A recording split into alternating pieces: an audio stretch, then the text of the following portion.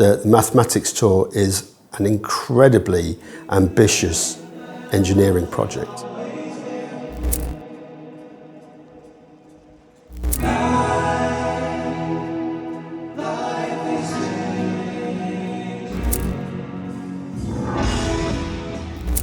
We went straight into the show out of rehearsal, so we had to make some updates and changes along the way, but now we are running smooth. We are 20-something shows in, and we are in a position where I'm happy with the show that I'm running, I'm comfortable with the show, and it's a tight, well-structured show now.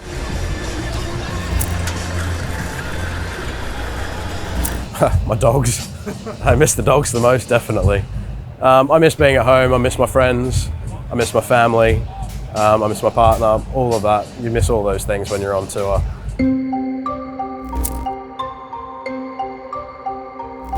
Okay, so I first met Ed in 2011, and I got a phone call from a mutual friend who needed me to design a small show for him.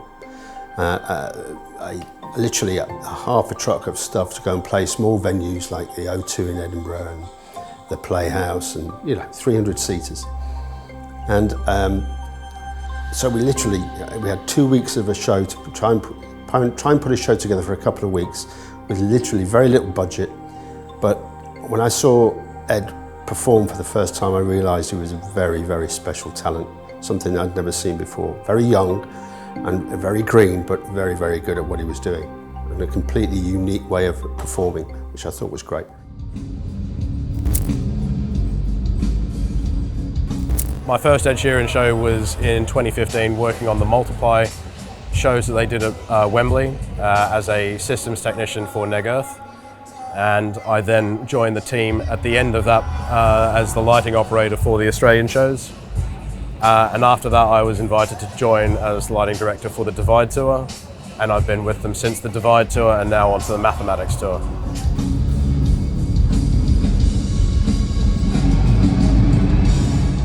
And then the shows just got bigger and bigger and bigger, and the big campaign really in the early days was the Multiply Tour, which was a really good production, an arena production, a global arena production.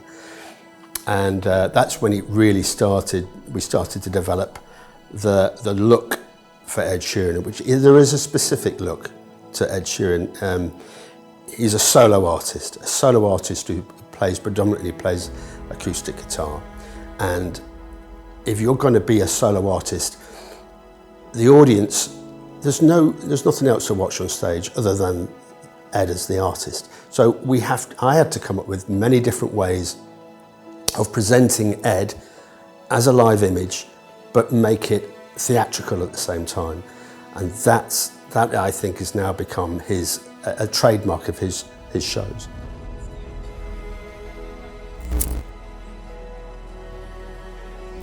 You can't just put an arena show together in a couple of days. You need a couple of months to plan this kind of thing, and we were always playing catch up. So the first design was very much something that could wheel on and wheel off a stage very, very quickly, and literally roll onto a truck in its entirety, in one whole entirety, without the need to build the show specifically. When I tried to convince him that if he was going to go and play the stadium, which I was completely unsure about, one guy on a guitar, acoustic guitar, playing Wembley Stadium, 84,000 people, never been done. Never been done. No band, just Ed. I said, you really need to think about playing in the middle of the field. He said, what do you mean? I said, well, I want to get the audience as close to you as possible.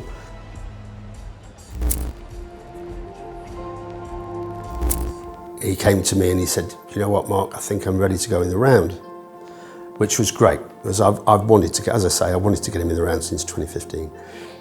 And he came to me and he said, I think we can do it. But there's certain ways of putting together a production in the round, sort of in a conundrum. I didn't really know which way to go with it. So I said, listen, do me a favor, give me 3 months. I've got an idea, but I need to make sure that it works first. And that's how we came up with the design for Bodmas, in that I wanted him to have a clear, unencumbered view of his audience. 360 degrees. At the same time, I need to be able to support a level of production, and I wanted him to be moved. He didn't have to do all the work, so I said, you need to go on a revolve. And he said, well, I don't think I need to. I said, no, trust me, you do, because you're going to be running upwards of 70 meters to do a full circuit of the stage. A full 360 degree on this stage is about 70 meters. So if you think about running 70 meters for nigh on 2 hours, 3 months into this tour, you're going to hate going on that stage because you're going to be absolutely drained by the end of each production.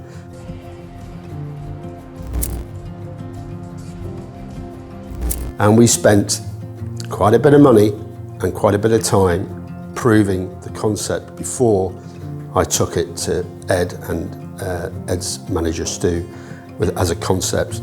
And that was January 2019 when I actually sat them down and said, look, I think I've got something that will tick all the boxes, what you want, what I want. And I said, but by the way, I said, it's going to be expensive.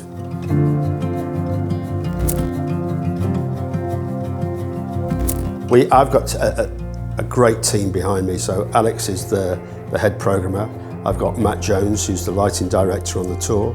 This is the first tour that I've decided to actually separate both disciplines.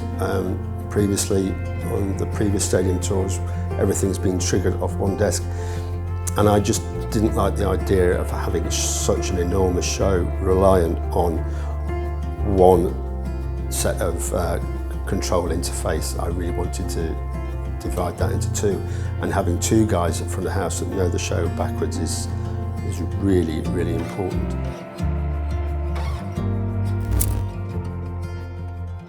Running the show, it's a live show, there's no time code. There's a little bit of MIDI, but running it for me was fine. All the hardware worked completely perfectly.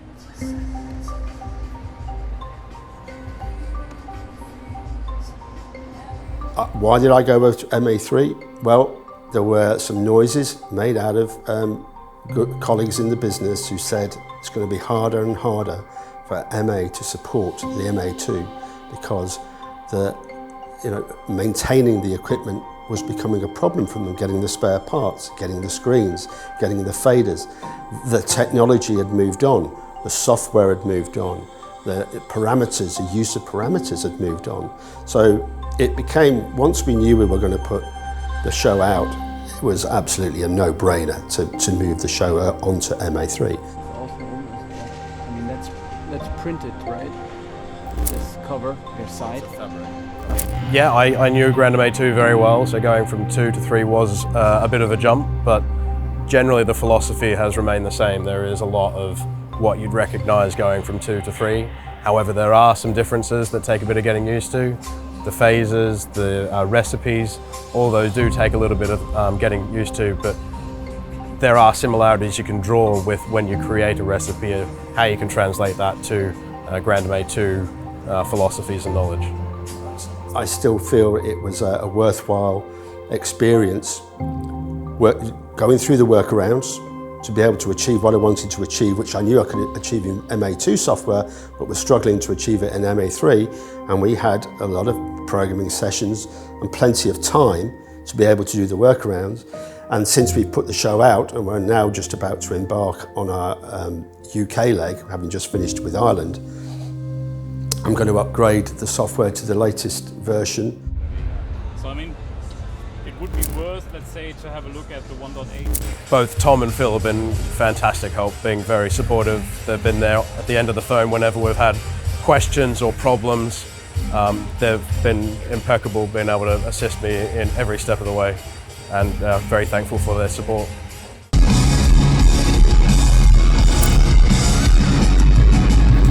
The software is all developed around the creative, so we build the show so it can be driven very much by the MA3 software. To production in a large manufacturing facility. Yeah. As you said, you have. I come from the world of programming. I started off programming VL1s back in the day, in my mid-20s, so best part of 30 years ago. So I come from the school of programming. I understand what it takes to put a show together. As I say, I went through the whole of the Verilight systems, and then I ended up working with the Icon system. And then as my career developed, I went from the Icon system to the MA1 and then the MA2. But as my career developed, I had less and less time to be the cold face of programming. I needed help with it. And there were lots of guys out there who were far quicker than I was. I knew what I wanted to see creatively, but these guys could knock the shows out far quicker than I could.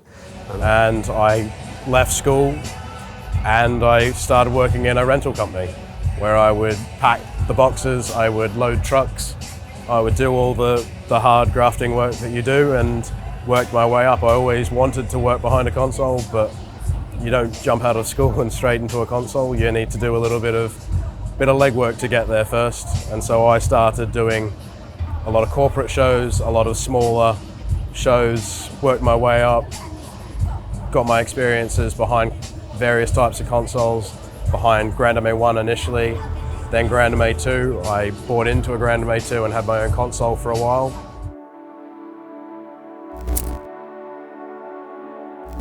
I really wanted to study medicine, but I was moved down to the south coast. A family moved, my father changed his role, and we ended up relocating to the south coast. And I remember starting my A-levels in Southbourne in Dorset, and I walked, on the first day at school, I walked into the biggest school theatre in the south of England. Fabulous auditorium. And I couldn't believe it. And that's how I got the love of it, because at the end of it, nobody's running the show at the theatre technically.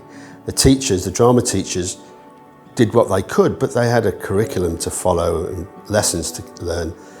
Everything just came to a head at that point, and I ended up running the school theatre and doing all the lighting. And I went from there to London, where I did a degree in theatre production and design, and then went straight into the West End.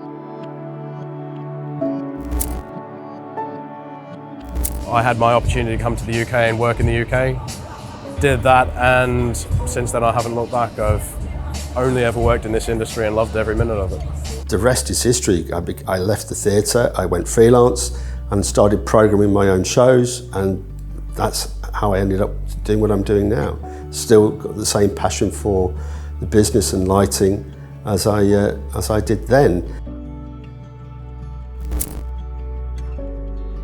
I get emails off young students. I probably get 20 a month saying, "Oh, how do you get into this business? What do you do?" And I always say, the best apprenticeship for the entertainment industry is go and do some work in London's West End Theatre and understand the different departments and what they do. Be passionate about what you want to do. I mean, your passion's always going to drive and motivate you. But it's also important to remember that you do need to take a certain path to progress in the industry. You don't just jump behind a lighting console, you don't just become the lighting designer. You do need to work at the beginning and load the truck, do the load in, get your hands dirty at the beginning, and you get a lot of respect from a lot of other people when you do that. And that's the way you work your way into the industry. Be it staging, be it wardrobe, be it stage management, be it lighting, be it sound, be it video now, because in my day, of course, video wasn't a thing. It was just lighting. We built the show in virtual reality, in Unreal Engine, and we took it up to a rehearsal space in Suffolk, and we measured out the floor in the rehearsal space, the 20-metre diameter rehearsal space, and we put Ed in a set of VR goggles, and we moved him in virtual reality with an audience. So he was being moved around the audience. So he's looking at the audience, and the audience is moving around him. He stood in one place, and immediately he got the concept of why we wanted to move him. And that literally, from that moment onwards, I knew exactly which way I was going with the production design, because he agreed for me how we were going to stage him, and that opened up a huge amount of opportunities in how to develop the show design. The pandemic definitely brought virtual reality to the forefront, to the point where it actually became a really useful design tool. Do I see it overtaking live performance? I would have to say that I hope not, because there is something unique about going to see your favourite artist in the live environment with fellow fans.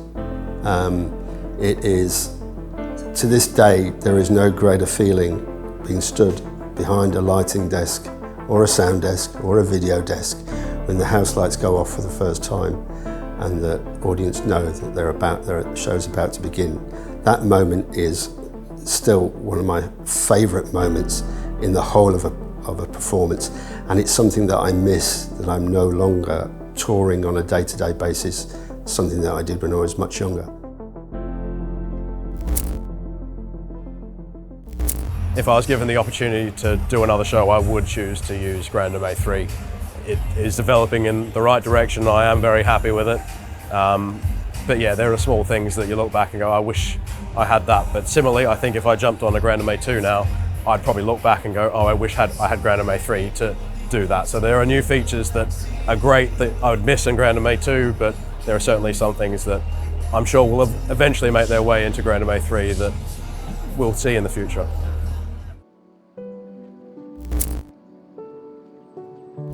The mathematics tour is an incredibly ambitious engineering project, which has been completely and totally funded by the artist and the artist manager. And I think that is really both unique and a great advert and support for what I believe is an incredibly rewarding business in which to work.